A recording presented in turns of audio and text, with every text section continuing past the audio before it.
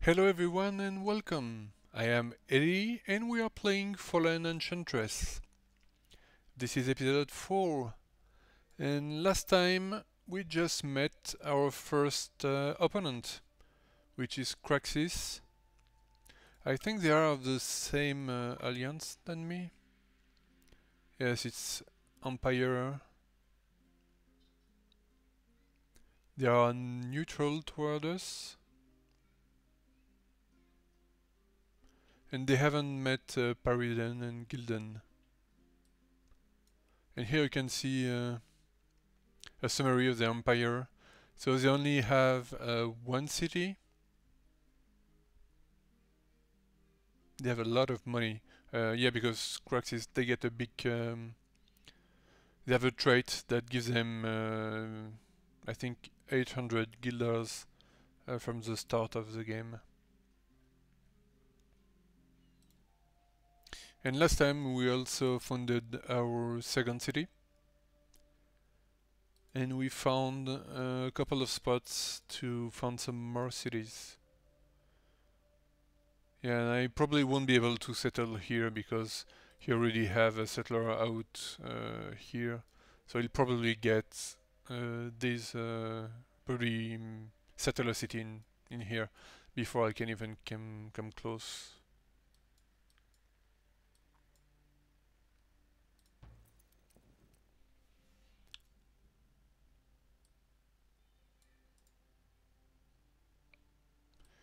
And so what am I city making? So yeah, workshop in my capital and a cleric here in my second city. And so as you can see, I didn't have the choice to build a cleric in my capital, and that is because some improvement require you to have some essence in your city, and since my capital didn't have any, it couldn't build a cleric. Oops. And because so the cleric itself doesn't depend on essence, but one of the building at the end of the line of upgrades for the cleric will need some.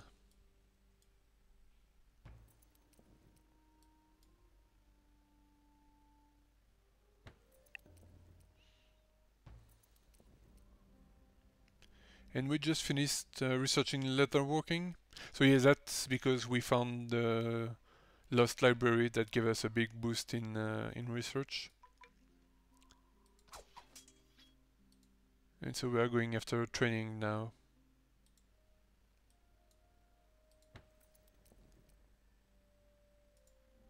And we're getting some more loot.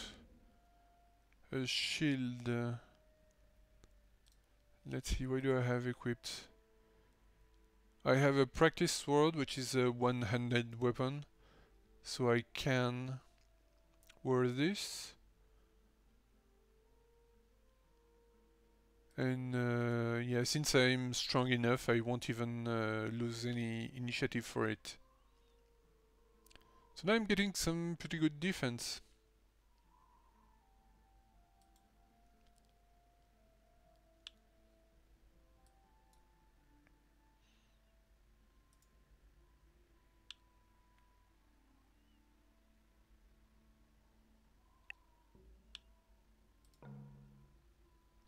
Yeah, and there are a lot of mites around here.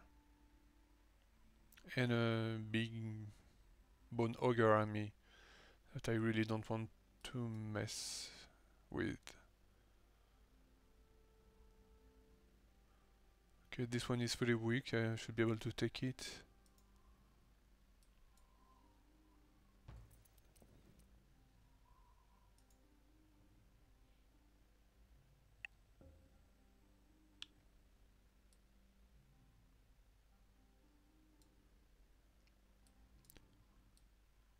Yeah, so it's there's a mountain here blocking the way.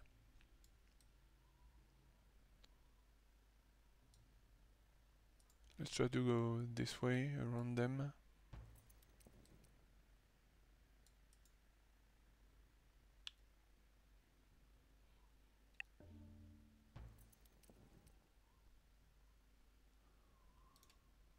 And the cleric is finished here.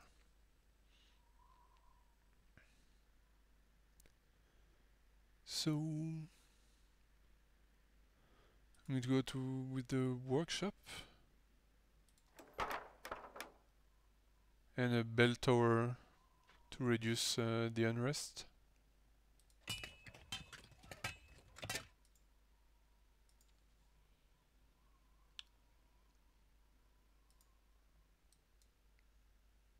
And some more might.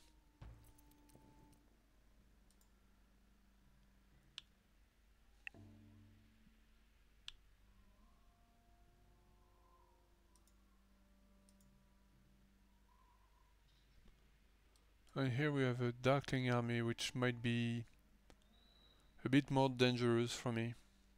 It's still some pretty weak units, but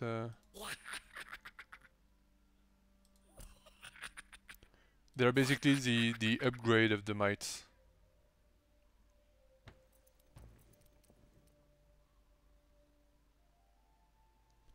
You need to be careful of these.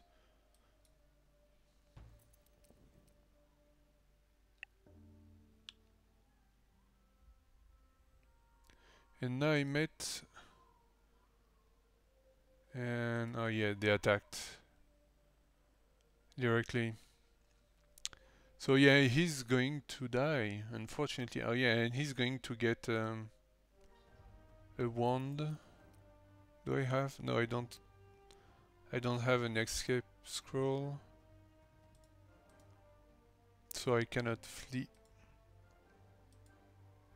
And there's really no point in wasting mana or items for this fight, because there is absolutely no way, I think at least. Immune to poison, immune to fire, vulnerable to cold. But yeah, they can spit fire, so they have a range attack that does fire damage.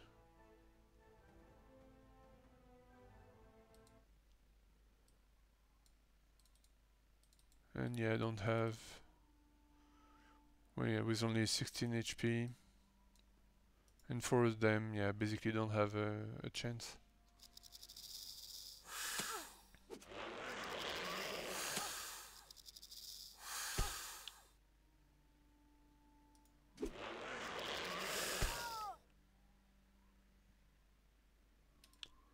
And so I get a broken nose, minus 10% hit points.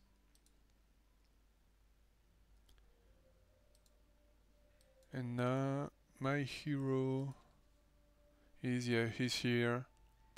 So he's grayed out. I can't use him for 5 seasons. So he's immobilized for 5 seasons.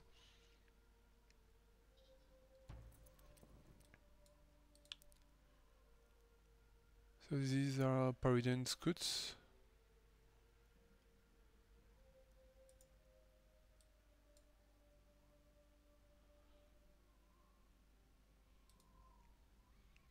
And I finished the workshop here. So how long to train some Pioneer? 9 turns.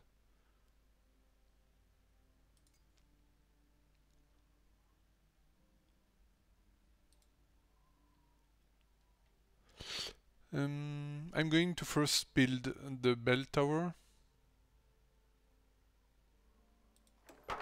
And then I'll start building some pioneers.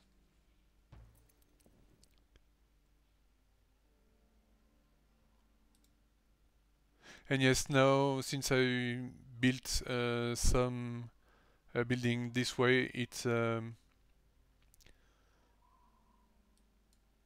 changed my the border around my city, and it did include the iron ore. So what do I have queued up? Workshop, bell tower. I'm going to queue up the iron ore right behind those, because it is very important for me to accumulate metal to be able to build some armor and weapon later on.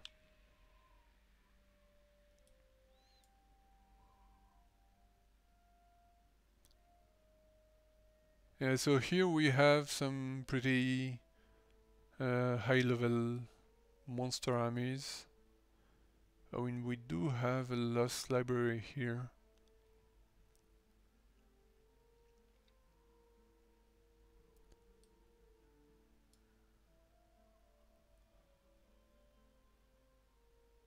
Let's try to get it.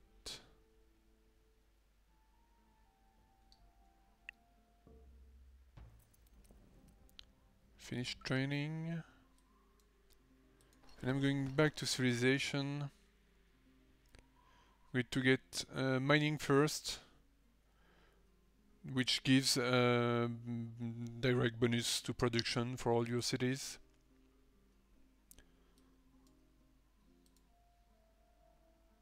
And my sovereign is under attack by might. So he did have time to regenerate to full health. So those ones are a bit tougher. They have a bit more attack, but they still are very low on HP. They have a low accuracy, but they do have 21 spell resist.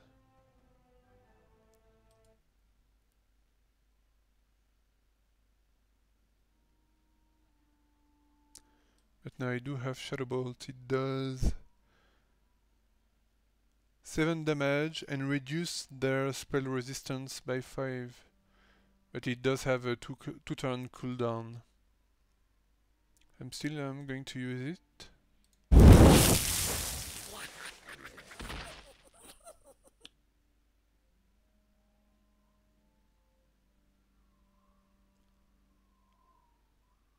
So they won't be able to attack me directly next turn. Like last time, I'm going to use Berserk.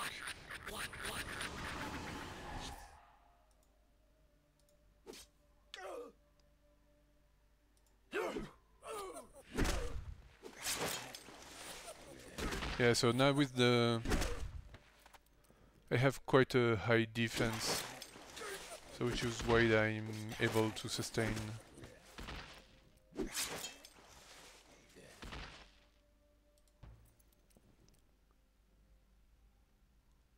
Oh, and there is another might army here.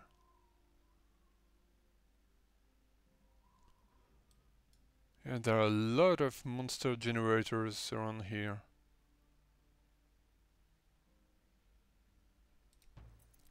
So let's get to Lost Library, which gives us half the research on mining.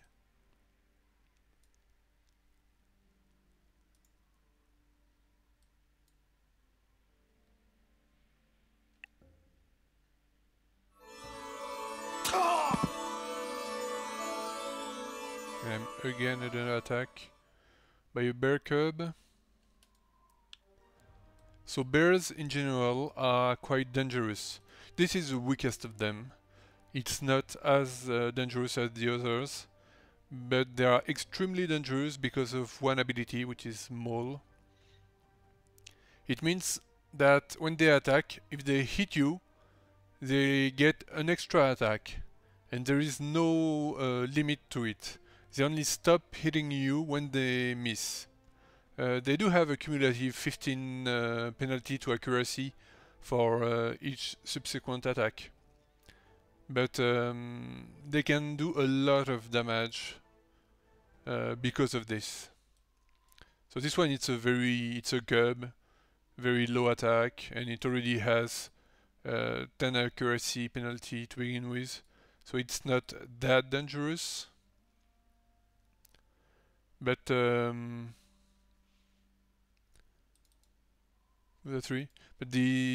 higher versions of it can be extremely dangerous.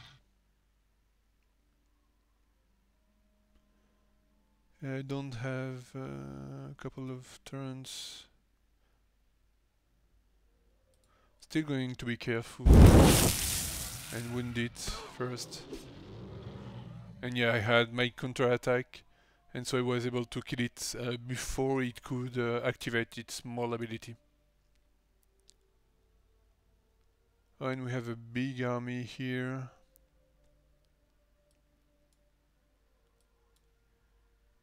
Yeah, I'm a little bit stuck with my sovereign here. But if he does die, it won't matter as much as a champion dying because he won't get any wound. And since I don't have much mana right now, I won't lose that much. So I'm going to get as much loose as I can. Oh, and that was a forest tile. So here I'm probably going to die on this turn because I have one wandering army here and two monster generators here. That's a pretty high chance I'm going to get attacked. So, and how long is he mobilized for? 2 seasons. And yeah. So these are the Darkling Warriors.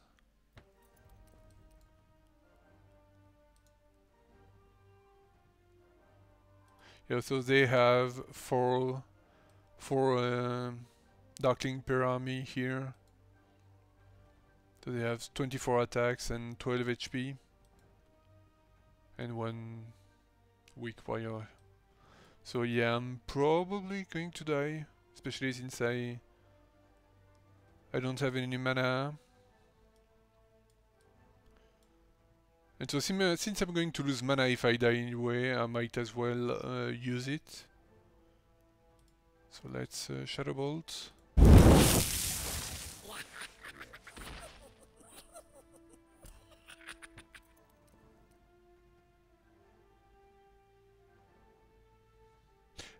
My sovereign actually does have an escape scroll. I'm not sure if I want to use it in this case. Because since I'm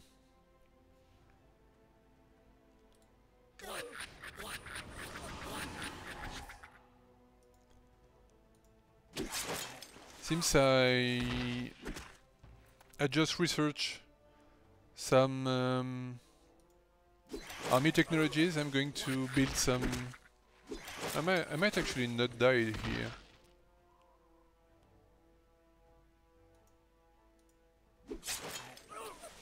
Yeah, I have a pretty good chance now. But so if my sovereign were to die, and yeah, I did win. Good. If my sovereign were to die, he would be teleported back to the capital, or at least to the closest city, which is the capital in this case. And so I'd be able to build some army and some units and put them in his armies. So yeah, when you get to level 4 with your sovereign or any champions, you get to select a path. This will give you some direct bonus, and then will unlock some specific ability for later on that will be only accessible to heroes from that particular path. So the Assassin path is melee damage with a high critical chance and critical damage. The Defender is a defensive warrior that will get a lot of abilities that will help his entire army. The Governor is gives bonus for your cities and your empire in general. I don't usually use it much. Path of the Mage, well, it's for mages, it gives bonus for spellcasting, mana cost, and damage. And Path of the Warrior is a bit of a mix between Path of the Defender and Path of the Assassin. In general, it's better if you want more of a defensive hero to go Defender. If you want more of an offensive melee attacker, take Assassin Path. Warrior is usually a bit... It's not good enough compared to those two. So here I'm going to take Path of the Defender with my Sovereign.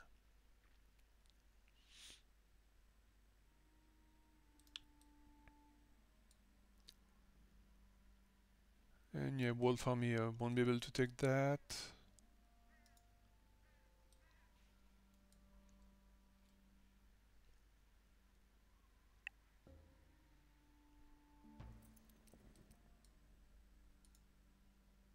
Oops. Oh yeah, I can't step through a tile with an enemy unit on it.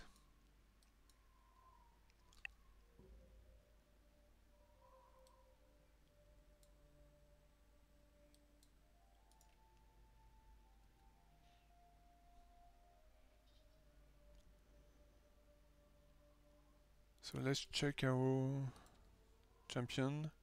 So he's not immobilized anymore, but he's still only at half health. So I'm going to keep him here for now. So yeah, as I said,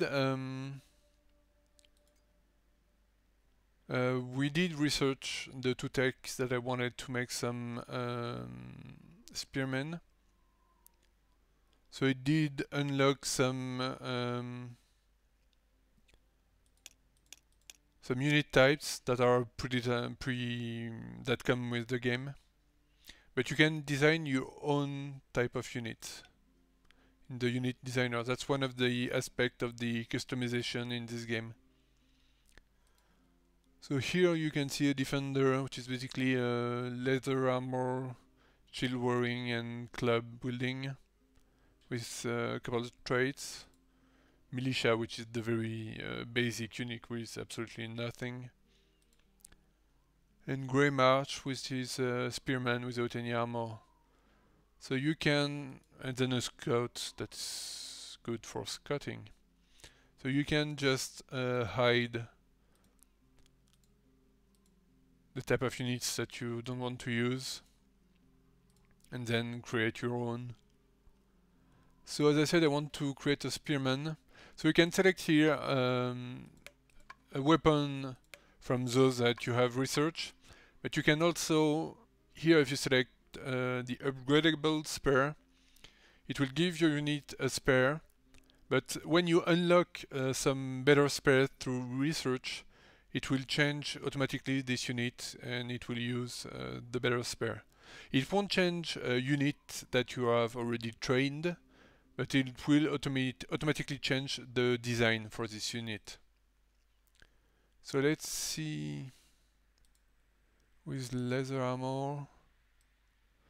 So with the spare it's a 200 weapon, and so I cannot use shield.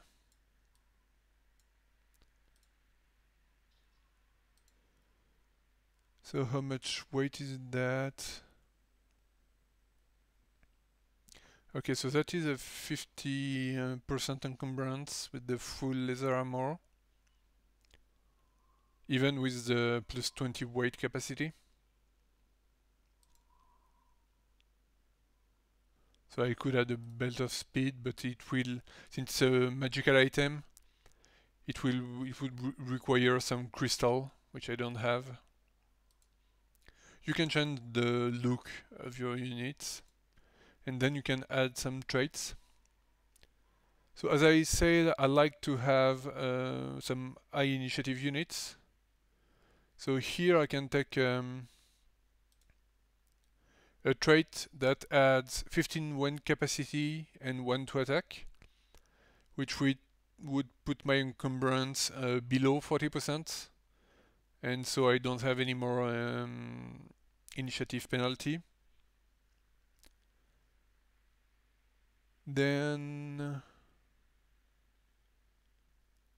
I can add fast, which will still increase my initiative by 2.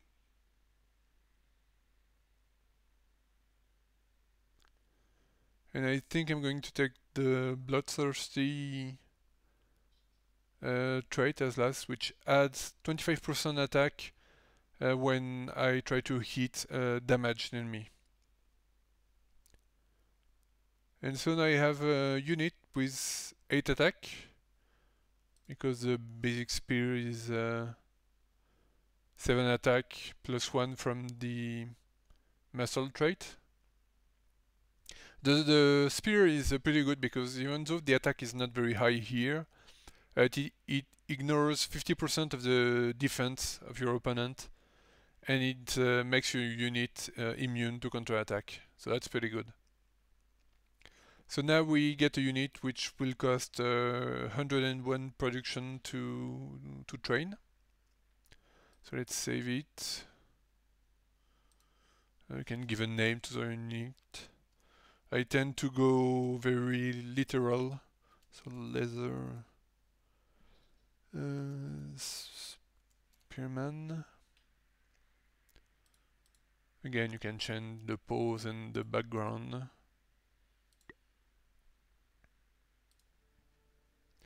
And now here you can train, so right now it would take 19 seasons for me to produce a spearman, so that's a bit too long.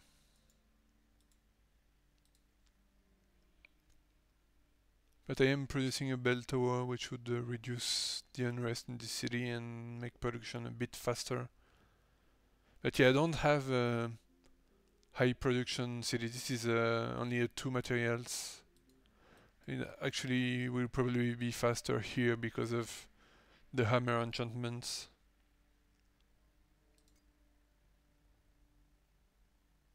So only 21 here.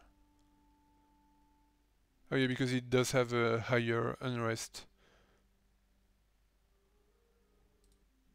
So yeah, I'm not going to produce them right away. It's a bit too long right now.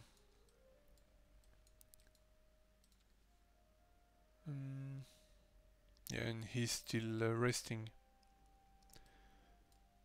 Okay, so this is going to be it for this episode.